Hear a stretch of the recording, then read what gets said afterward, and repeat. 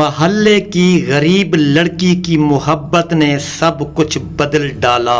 میرا نام سدرا ہے، میں ایک چھوٹے سے قصبے نور آباد میں رہتی ہوں۔ میرا خاندان کبھی خوشحال تھا، لیکن وقت کے مار نے ہمیں ٹکڑوں میں تقسیم کر دیا۔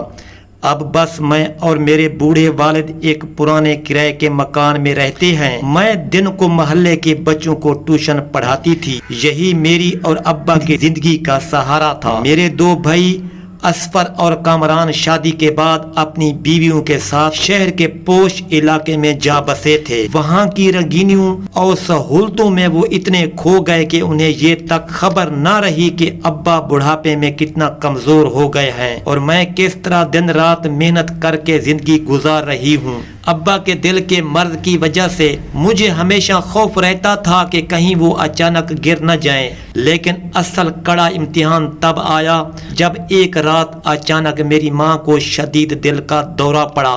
میں چیخ چیخ کر بھائیوں کو فون کرتی رہی، مگر کسی نے کال رسیو نہ کی۔ محلے کی عورتوں نے مل کر ماں کو سنبھالنے کی کوشش کی، مگر وہ لمحہ آ ہی گیا جب میری ماں ہمیشہ کے لیے ہمیں چھوڑ گئی۔ میرے والد کے آنسو تھمتے نہ تھے، وہ بار بار اپنے کپ کپاتے ہاتھوں سے ماں کا چہرہ سلہاتے اور کہتے یہ تو میرے جینے کا سہارا تھی، اب میں کس کے ساتھ باتیں کروں گا۔ میری آنکھوں کے سامنے سب دھندلا گیا تھا، میں بس ماں کے قدموں کے پاس بیٹھی رہ گئی۔ کچھ گھنٹوں بعد آخر کار دونوں بھائی اپنی اپنی بیویوں کے ساتھ آئے، لیکن ان کے لہجوں میں دکھ یا صدمے کی بجائے سختی تھی۔ انہوں نے سب کے سامنے کہا ہمیں یہ بتاؤ کہ ماں کے کفن دفن اور سوئم کا خرچ کون دے گا؟ ابا نے لرزتے ہوئے کہا بیٹا ابھی ماں کا جنازہ بھی نہیں اٹھا، صبر کرو۔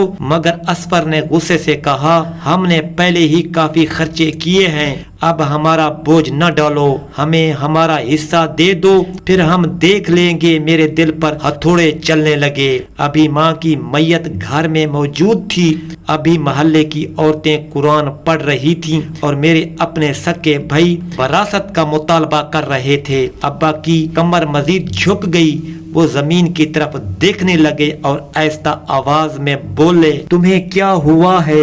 یہ وقت ہے حصے بانٹنے کا۔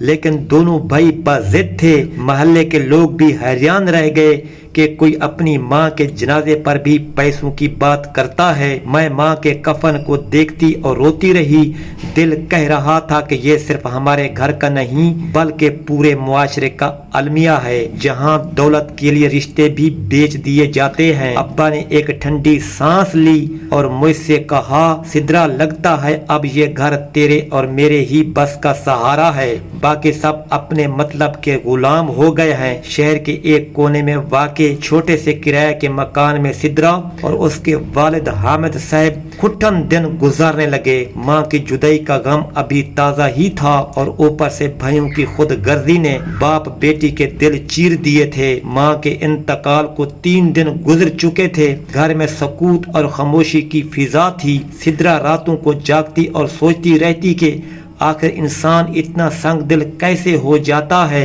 کہ اپنی ماں کے کفن دفن پر بھی پیسوں کا تقاضا کرے۔ اسی دوران محلے کی پرانی خالہ نصرت آ گئیں، وہ سدرا کی ماں کی قریبی سہیلی تھی۔ انہوں نے سدرا کو گلے لگایا اور کہا بیٹی صبر کرو، تمہاری ماں ایک نیک عورت تھی، اللہ ان کو جنت نصیب کرے گا، لیکن تمہیں اور اپنے ابا کو ہمت سے کھڑا ہونا ہوگا، دنیا کسی کے لیے نہیں رکتی۔ سدرا نے روتے ہوئے کہا خالہ جی ہمیں ماں کی جدائی تو برداشت ہے، مگر بھائیوں کا رویہ دل کاٹ دیتا ہے۔ انہوں نے تو ابا کے سامنے ہاتھ پھیلا دیے تھے جیسا ہم کوئی دشمن ہوں۔ خالہ نصرت نے اس کے سر پر ہاتھ پھیرا اور کہا بیٹی یہ دنیا کا دستور ہے، اکثر اپنوں سے زیادہ پرائے لوگ ساتھ دیتے ہیں، تم ہمت نہ ہارنا، اللہ تمہارے صبر کا صلہ دے گا۔ یہ الفاظ سدرا کے لیے امید کا سہارا بن گئے۔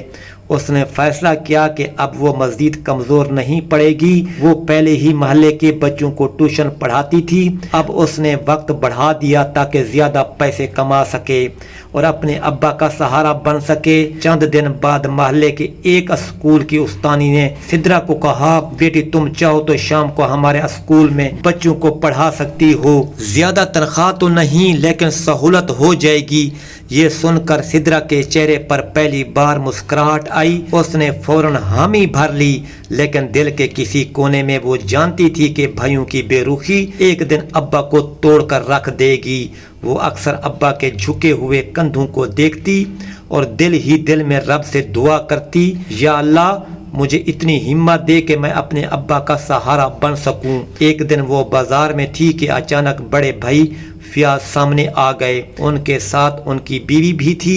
سدرا نے سلام کیا مگر جواب میں صرف ٹھنڈی نظریں ملی۔ فیاض نے اپنی بیوی سے کہا، چلو یہاں سے دیر ہو رہی ہے۔ یہ الفاظ سدرا کے دل میں تیر کی طرح چبھ گئے، مگر اس نے اپنے آنسو ضبط کیے اور چپ چاپ گھر واپس آ گئی۔ گھر پہنچ کر اس نے ابا کے سامنے عزم سے کہا، ابا آپ فکر نہ کریں، میں سب کچھ سنبھال لوں گی، اللہ ہمارے ساتھ ہے۔ زندگی کے دن آہستہ آہستہ گزرتے جا رہے تھے۔ سدرا کے دن محنت سے بھرے ہوتے اور راتیں تھکن سے بھری ہوتی، مگر اس کی آنکھوں میں ہمیشہ ایک نئی روشنی رہتی۔ وہ اپنے باپ کے ساتھ ہنستے ہوئے وقت گزارتی، چاہے کتنا ہی تھک کیوں نہ جاتی۔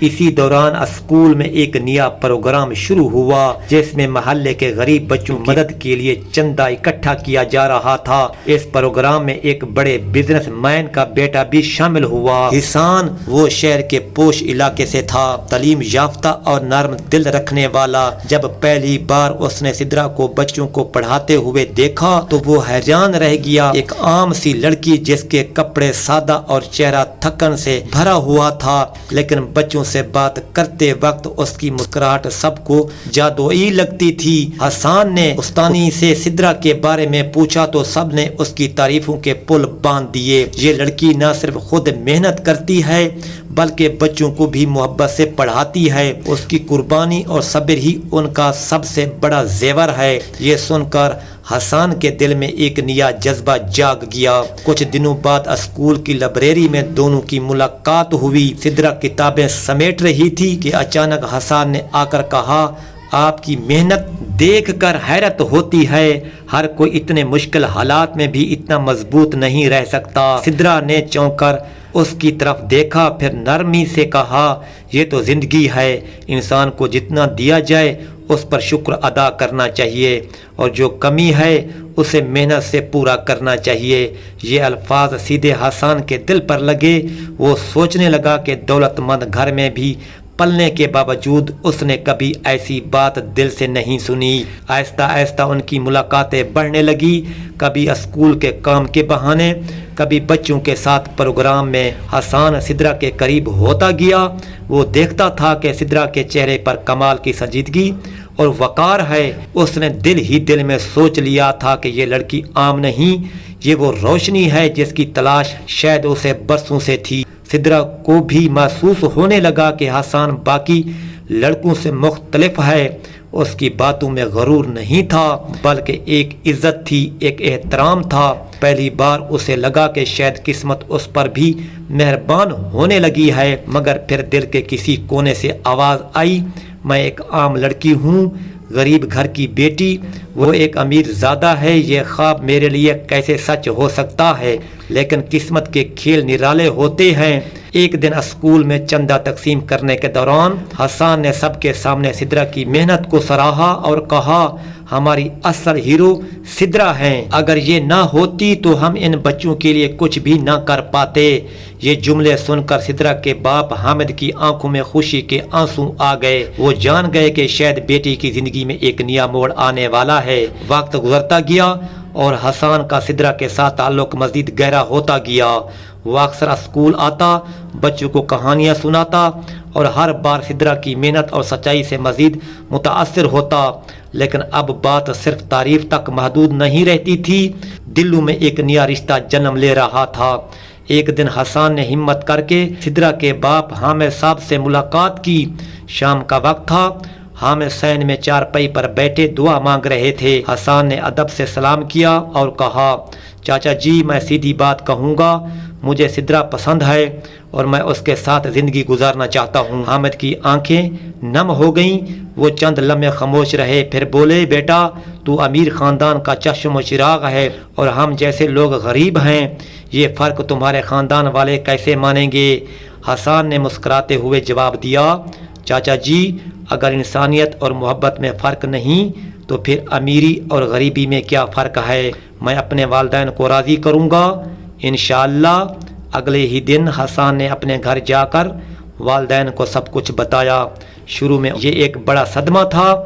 انہوں نے کہا، بیٹا اتنی دولت اتنی عزت ہونے کے باوجود تم ایک غریب گھر کی لڑکی کو اپنا شریک حیات بنانا چاہتے ہو؟ حسان نے پورے یقین کے ساتھ کہا، جی ہاں، کیونکہ میں نے اس لڑکی میں وہ سچائی دیکھی ہے جو دولت سے نہیں خریدی جا سکتی۔ اس کی دعا اور اس کی قربانی مجھے اس دنیا کا سب سے امیر آدمی بنا دے گی۔ ماں باپ خاموش ہو گئے۔ آخر کار جب انہوں نے سدرہ اور اس کے باپ کو قریب سے دیکھا تو ان کے دل بھی نرم ہو گئے۔ سدرہ کی معصومیت اور حامد کی شرافت نے سب کو متاثر کر لیا۔ چند ہفتوں بعد پورے محلے میں خوشیوں کی لہر دوڑ گئی۔ سدرہ کی شادی کا اعلان ہو چکا تھا۔ چھوٹی سی بستی میں چراغاں تھا، بچے خوشی سے ناچ رہے تھے، عورتیں دعائیں دے رہی تھیں اور حامد کی جھکی ہوئی کمر آج فخر سے سیدھی ہو گئی تھی۔ شادی کے دن سدرہ دلہن کے روپ میں بیٹھی تھی۔ اس کی آنکھوں میں آنسو تھے، لیکن یہ آنسو غم کے نہیں بلکہ شکر کے تھے۔ حسان نے جب نکاح کے وقت قبول ہے کہا تو ایسا لگا جیسے برسوں کی محنت اور صبر رنگ لے آیا ہو۔ نکاح کے بعد حسان نے سدرہ کا ہاتھ تھاما اور آہستہ سے کہا، اب یہ ہاتھ کبھی تنہا نہیں ہوگا۔ سدرہ کی آنکھوں سے خوشی کے موتی بہہ نکلے۔ باپ نے بیٹی کو دعاؤں کے ساتھ رخصت کیا اور پورا محلہ اس لمحے کا گواہ بن گیا۔ یہ شادی صرف دو دلوں کا ملاپ نہیں تھی بلکہ وہ خاندانوں کے بیچ محبت اور عزت کا رشتہ تھی۔ سدرہ اور حسان کی محبت کی کہانی اس بستی کے لیے ایک مثال بن گئی۔ یوں صبر، قربانی اور سچائی نے ایک ایسی محبت کو جنم دیا جس کی انتہا شادی پر نہیں ہوئی بلکہ ایک نئی زندگی کے آغاز پر ہوئی۔